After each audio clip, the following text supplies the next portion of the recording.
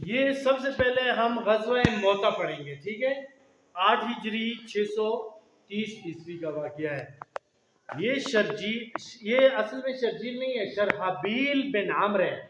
یہ غسانی یعنی عیسائی جو شام کا علاقہ ہے، ایک علاقے کا یہ حکمران تھا۔ اس نے نبی کریم صلی اللہ علیہ وسلم کا سفیر تھا حضرت حارث، اس کو شہید کیا۔ تو نبی کریم صلی اللہ علیہ وسلم نے 3000 کا لشکر ترتیب دے کر بدلہ لینے کے لیے روانہ کیا۔ اب اس لشکر کے 3 جو تھے امیر مقرر کیے۔ نبی کریم صلی اللہ علیہ وسلم نے فرمایا پہلے زید جو ہے اس لشکر کا سپہ سالار ہوگا، اگر یہ شہید ہو گیا پھر حضرت جعفر تیار ہوگا، یہ بھی شہید ہو گیا پھر عبداللہ بن رواحہ ہوگا، یہ بھی شہید ہو گیا تو پھر آپ کی مرضی ہے جس کو آپ سپہ سالار بنا دیں۔ یہ جنگ شروع ہوئی تو اس وقت یہ ہرکل جو تھا کیسر روم تھا، روم کا بادشاہ تھا، یعنی یورپ سے لے کر یہ عرب تک سب علاقوں کا یہ حکمران تھا۔ اس دور کی یہ سپر پاور آپ سمجھیں۔ تو وہ ان دونوں میں شام میں موجود تھا۔ جب اس کو پتہ چلا کہ مسلمان آ رہے ہیں تو اس نے شرحبیل کو کیا کیا، ایک علاقے کا حکمران تھا، اس کو 1 لاکھ سے زیادہ کا لشکر، اور بعض تاریخ یہ کہتی ہے کہ 3 لاکھ کا لشکر تھا۔ تو مسلمانوں کی تعداد ہے 3000۔ اب 3000 اور 1 لاکھ سے اوپر کا کوئی مقابلہ ہی نہیں ہے، لیکن مسلمان اللہ سے ڈرتے تھے، یہ طاقت سے یا اس تعداد سے نہیں ڈرتے تھے۔ مسلمانوں نے جاتے ہی ان پہ حملہ کر دیا اور اتنا زوردار حملہ کیا، پھر کہتے ہیں کہ شام کا وقت ہو گیا تو اسی حملے میں پہلے حضرت زید شہید ہوئے، پھر حضرت جعفر تیار شہید ہوئے، پھر عبداللہ بن رواحہ شہید ہو گئے۔ تو مسلمانوں نے خالد بن ولید جو ابھی مسلمان ہوئے تھے اور اس لشکر میں اس کو اپنا امیر مقرر کیا۔ اگلے دن یہ دیکھیں آپ کی بک میں نہیں ہے، میں آپ کو ایک واقعہ سناتا ہوں کہ اس میں ایسا ہوا کہ خالد بن ولید بہت بڑے جنگجو تھے۔ انہوں نے ایک چال چلی، انہوں نے کہا تھوڑا صبر کریں، میں ایک ایسا طریقہ کرتا ہوں کہ ان پہ خوف طاری ہو اور اپنی فوج کو لے کر نکلنا ہے کہ یہ تو کترے کر دیں گے۔ تو انہوں نے کیا کیا کہ ایک پہاڑ کے پیچھے سے انہوں نے اپنے کچھ لشکر سے کہا کہ آپ بڑے بڑے جھنڈے بنا لیں اور گرد اڑاتے ہوئے گھوڑوں پہ آئیں۔ تو نیچے ان کا لشکر تھا کفار کا، یہ ایسے ہی صبح کیا تو یہ کفار یہ سمجھے کہ بہت بڑی فوج ان کی مدد کو آ گئی ہے، تو اس لیے وہ ڈر گئے اور خالد بن ولید نے کیا کیا، وہ تھوڑے سے پیچھے ہٹے تو اپنی فوج کو لے کر نکل کر واپس آ گئے، اور کافر یہ سمجھے کہ یہ پیچھے سے آپ پلٹ کر بہت بڑی ان کی فوج آ گئی ہے، ہمارے اوپر حملہ کریں گے۔ تو خالد بن ولید فوج کو واپس مدینہ لے کر آئے۔ نبی کریم صلی اللہ علیہ وسلم کو پتہ چلا کہ اس جنگ میں 11 صحابہ کرام شہید ہو گئے، بڑا دکھ ہوا، اور کئی لوگوں نے کہا کہ جی یہ خالد بن ولید نیا مسلمان ہوا ہے تو یہ فوج کو لے کر بھاگ گیا ہے، بزدلی دکھائی ہے۔ لیکن نبی کریم صلی اللہ علیہ وسلم نے کہا کہ نہیں، ایسا نہیں ہے، ایک طرف اتنا بڑا لشکر تھا، اس نے فوج کو سیف کیا ہے، تو اس لیے اس جنگ کے بعد حضرت خالد بن ولید کو سیف اللہ کا لقب ملا، یعنی اللہ کی تلوار۔ اب اس کے بعد اگلا واقعہ ہم پڑھتے ہیں فتح مکہ، اور تاریخی واقعہ ہے 8 ہجری یا 630 عیسوی کو۔ دیکھیں جی، یہ صلح حدیبیہ جب ہوئی تو اب اس میں یہ تھا کہ جو گروہ یا جو قبیلہ چاہے جس کے ساتھ شامل ہونا چاہے ہو سکتا ہے۔ یہ بنو حارثہ اور بنو بکر 2 ایسے قبیلے تھے جو ایک دوسرے سے لڑتے رہتے تھے۔ اب بنو بکر جو تھا وہ قریش کے ساتھ چلا گیا، لازمی بات ہے بنو حارثہ مسلمانوں کے ساتھ آنا تھا۔ ایک دن ایسا ہوا کہ بنو بکر کے کچھ لوگوں نے بنو حارثہ پہ حملہ کیا، ان کے لوگوں کو قتل کیا، ان کے کچھ لوگ خانہ کعبہ کے اندر جا کر پناہ لینے پہ مجبور ہوئے، وہاں پہ بھی ان کو نہیں چھوڑا اور قتل کر دیا۔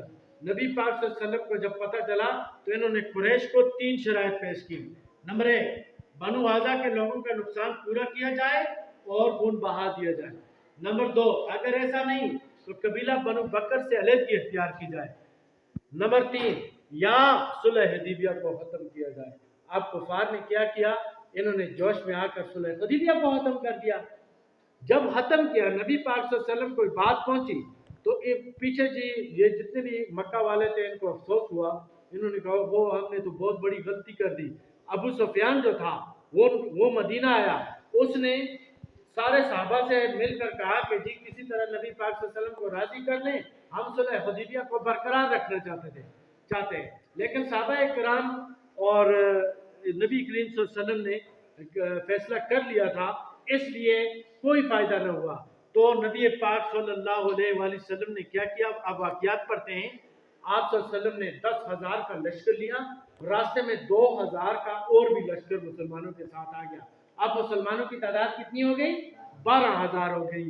12,000 کا یہ لشکر مراؤ زہران ایک جگہ ہے، وہاں نبی کریم صلی اللہ علیہ وسلم، یہ مکہ کے بالکل قریب ہے، وہاں اسٹے کیا، وہاں ٹھہرے ہوئے تھے۔ ابو سفیان اور بدیل بن ورقہ، یہ ورقہ بن نوفل جو تھا وہی جس کے پاس نبی پاک صلی اللہ علیہ وسلم کو ان کی زوجہ حضرت خدیجہ لے کر، ان کا کزن تھا، یہ اس کا بیٹا ہے بدیل، ان کو لے کر صحابہ گرفتار کر کے لے آئے۔ حضرت ابو عباس رضی اللہ تعالیٰ عنہ حضور صلی اللہ علیہ وسلم کے چاچا تھے، انہوں نے فرمایا کہ ان کو معاف کر دیں۔ نبی پاک صلی اللہ علیہ وسلم نے نہ صرف معاف کیا بلکہ کہا کہ جو ان کے گھر میں دال ہوگا اسے بھی کچھ نہیں کہا جائے گا۔ آپ نے ان کو امان دی۔ آپ صلی اللہ علیہ وآلہ وسلم مکہ میں دال ہونے سے قبل اعلان کیا عورتوں اور بچوں پر تلوار نہیں اٹھائی جائے گی۔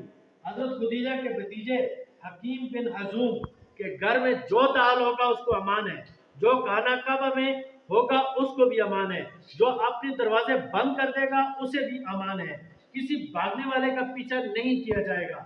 مسلمانوں کا لشکر مکہ میں مدرجہ ذیل راستوں سے داخل ہوا۔ اب یہ مکہ ہے، فرض کریں یہ مکہ ہے، تو حضرت ابو عبیدہ بن الجراح ایک لشکر کے ساتھ ادھر سے یعنی اس طرف سے جبل ہند کی طرف سے داخل ہوئے، اور خالد بن ولید جنوب کی طرف سے مکہ میں داخل ہوئے، اور نبی کریم صلی اللہ علیہ وسلم اور سعد بن عبادہ یہ مغرب کی طرف سے داخل ہوئے، اور شمال کی طرف سے زبیر بن عوام۔ یہ لشکر مکہ میں داخل ہوتا ہے، اور جب مکہ میں یہ لشکر داخل ہوتا ہے تو مکہ فتح ہو جاتا ہے۔ اب یہ یاد رکھیں کہ جب داخل ہوا تو مکہ آسانی سے فتح ہو گیا، صرف اکرمہ بن ابو جہل کا یہ بیٹا تھا اکرمہ اور صفوان، انہوں نے مقابلہ کیا ہے، اور جب مقابلہ ہوا تو اس میں خالد بن ولید نے ان کی فوج نے ان کے 18 آدمی قتل کر دیے، 3 صحابہ کرام اس جنگ میں شہید ہوئے۔ بعد میں ابو اکرمہ جو تھا وہ کشتی میں بیٹھ کر فرار ہو رہا تھا، تو بعد میں ان کو کہا گیا سارا مکہ والے مسلمان ہو گئے، یہ اکرمہ جو تھا یہ بھی بعد میں مسلمان ہو گیا، اور یہ جب مکہ فتح ہوتا ہے اس کے بعد ابو سفیان بھی مسلمان ہو جاتا ہے۔ بعد کی تاریخ میں ہم پڑھیں گے یہ اکرمہ جو تھا یہ بھی صحابی بعد میں بن گیا، تو اس نے بڑا زبردست یعنی مسلمانوں کے ساتھ مل کر لڑائی بھی لڑی، اور ابو سفیان بھی مسلمانوں کی طرف سے بعد میں لڑنے لگا۔ اب اس کے نتائج کیا ہیں؟ یہ تاریخی فتح تھی، اس کے بعد مسلمانوں کی مخالفت ختم ہو گئی اور لوگ جو اسلام میں داخل ہونے لگے، خانہ کعبہ کو بتوں سے پاک کر دیا گیا، اور نبی پاک صلی اللہ علیہ وآلہ وسلم جب خانہ کعبہ کے اندر آئے تو 360 بتوں سے خانہ کعبہ بھرا ہوا تھا، تو نبی پاک صلی اللہ علیہ وآلہ وسلم نے کیا کیا؟ وہاں پہ یہ کہا کہ آج باطل مٹ گیا اور سچ آ گیا، بے شک باطل مٹنے والی چیز ہے۔ پھر سارے مکہ والے جمع ہوئے اور سب سے فرمایا بتائیں آج میں آپ کے ساتھ کیا سلوک کروں گا؟ تو نبی کریم صلی اللہ علیہ وآلہ وسلم کو سارے جتنے لوگ تھے انہوں نے کہا کہ آپ ایک مہربان بھائی ہیں، تو نبی کریم صلی اللہ علیہ وآلہ وسلم نے کہا کہ میں وہی بات کرتا ہوں جو حضرت یوسف علیہ السلام نے اپنے بھائیوں سے کی تھی کہ آج آپ سب کو معاف کر دیا جاتا ہے، تو نبی پاک صلی اللہ علیہ وآلہ وسلم نے مکہ والوں سب کو معاف کر دیا۔ یہ تاریخ اسلام یا دنیا کی تاریخ کا ایسا واقعہ ہے کہ بغیر کسی جنگ کے اور اتنے بڑے مخالف جو ہے ان کو معاف کر دیا، اور بغیر جنگ کے مکہ فتح ہو گیا۔ ٹھیک ہے، یہ ہمارا آج کا